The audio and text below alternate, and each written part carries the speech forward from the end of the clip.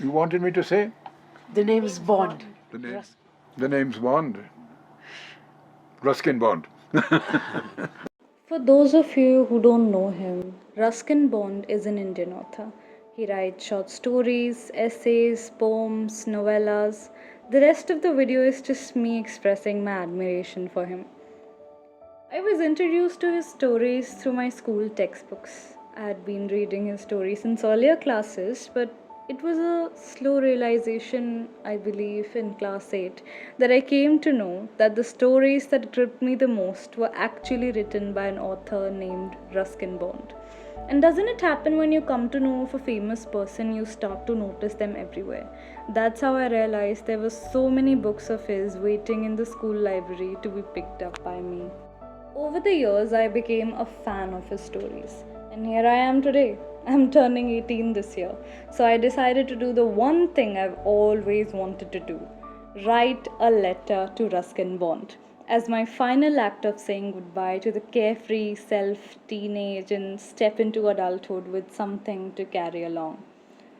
So I took out a paper, picked up a pen, and started to write, "Dear Mr. Bond." But funnily enough, I could not bring myself to write a single word. After years of waiting, I was jammed. But eventually, I convinced myself not to be so pretentious and clever and simply write what I always wanted. I wrote how grateful I am for his stories and how dear I hold the characters of his stories. I wrote how he has always been a wonderful friend to me and never once failed to cheer me up. The first book I read of Mr. Bond was also the first book he had written just at the age of 17, The Room on the Roof. And the book is still date my comfort book. There's something very strange and unique about Mr. Bond's writing. The plot of his stories is never something extraordinary. He always amuses us with the simple acts of life. He patiently lets his characters narrate their stories their own way. Then there's always the element of nature, of his, which he calls his own.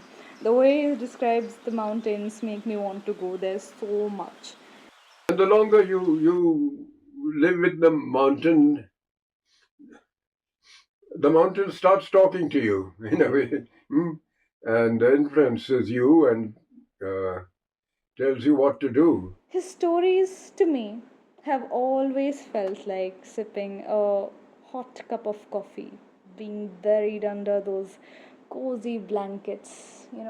Out of the window you see there are hills, the weather is just so pleasant you can only think of being happy. Something that I think many people overlook is his poetries, which I myself find to be really comforting. For example, here's one from his autobiography, Lone Fox Dancing. As I walked home last night, I saw a lone fox dancing in the bright moonlight. I stood and watched, then took the low road, knowing the night was his by right. Sometimes, when words ring true, I'm like a lone fox dancing in the morning dew. Oh, here I am taking this letter to the post office. I was giggling the whole time. Speed posted it with my pocket money because I could not afford to get it lost in the way. I've spent my little savings buying his books and slowly building a collection that I'm embarrassingly proud of. When I posted the letter finally, I felt ridiculously happy.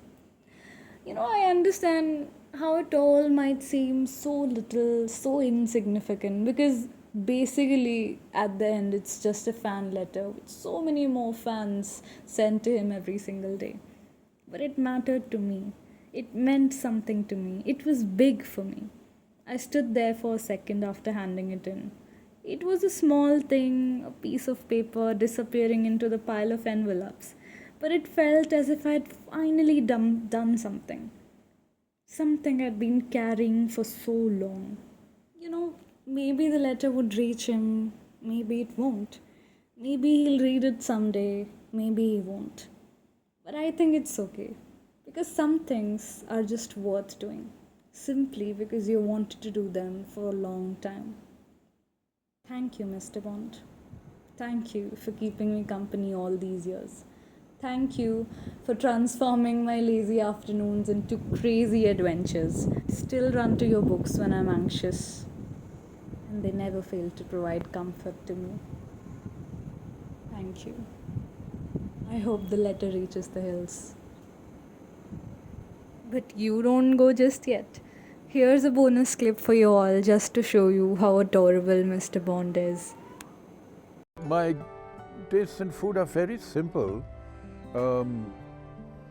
Only the other day at home, when Rakesh and Beena were going out for the day, they said, "What can we bring you for lunch today?" Because they were going to town and I wasn't.